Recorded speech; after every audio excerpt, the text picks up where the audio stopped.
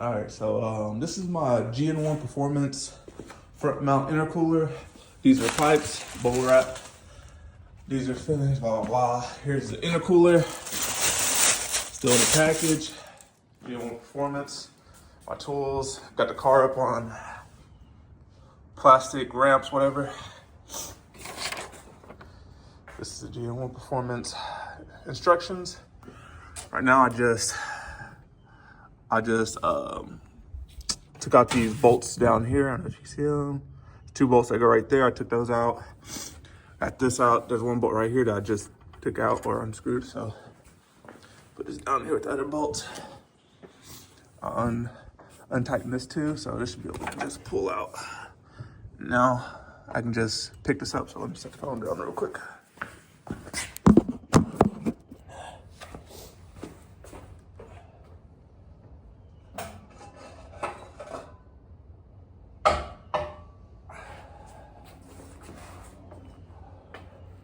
Just like that. There was another part that went to it, but because I went with a Ride-Tech suspension,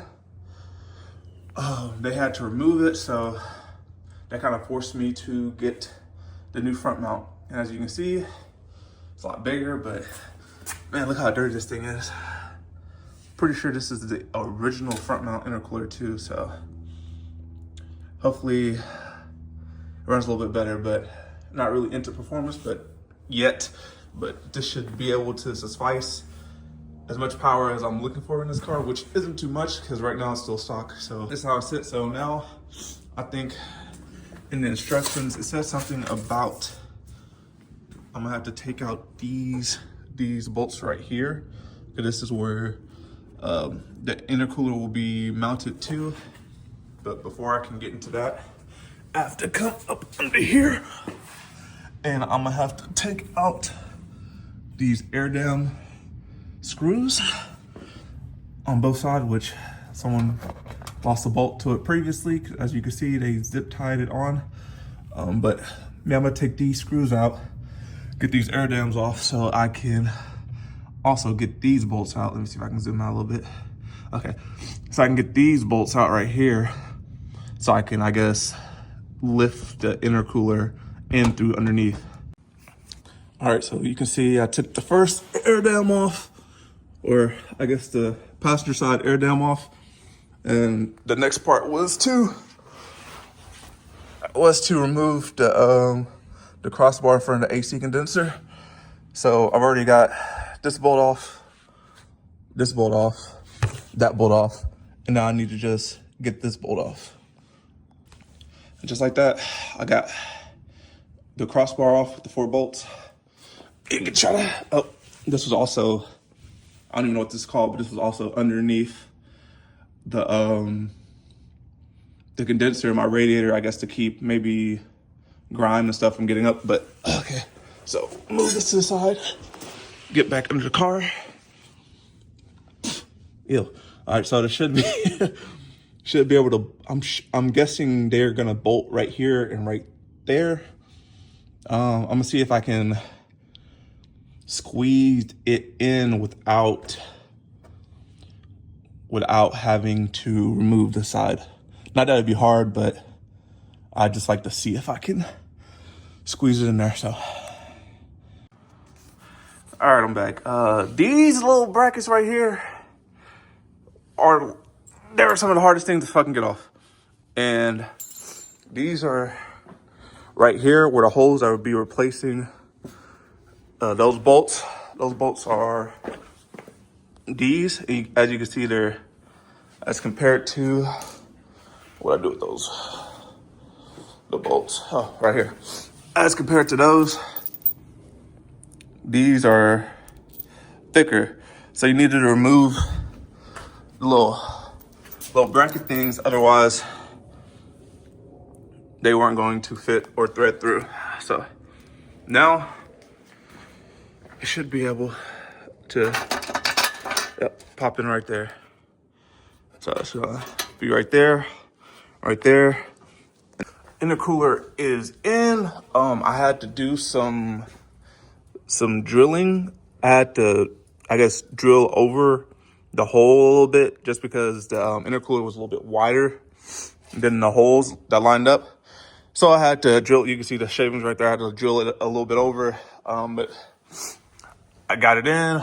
But I say it looks great in there. Now I'd have to do the piping. So the piping is next, and then I'll be back.